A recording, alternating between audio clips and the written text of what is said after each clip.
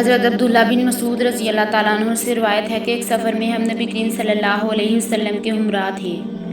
آپ صلی اللہ علیہ وسلم قضائے حاجت کے لیے تشریف لے گئے تو ہم نے ایک چڑیا دیکھی جس کے ساتھ 2 بچے تھے۔ ہم نے اس کے بچے پکڑ لیے، وہ چڑیا اوپر آ کر اپنے پر پھڑپھڑانے لگی۔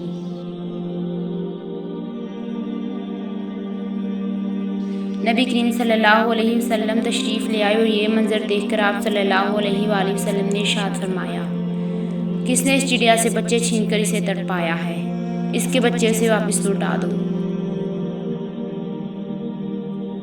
پھر آپ صلی اللہ علیہ وسلم نے چونٹیوں کا ایک بل دیکھا جسے ہم نے جلا دیا تھا۔ آپ صلی اللہ علیہ وسلم نے ارشاد فرمایا، اسے کس نے جلایا ہے؟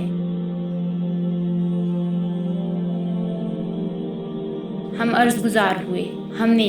آپ صلی اللہ علیہ وآلہ وسلم نے ارشاد فرمایا، آگ کے ساتھ عذاب دینا آگ کے پیدا کرنے والے رب کے سوا کسی کے لیے درست نہیں۔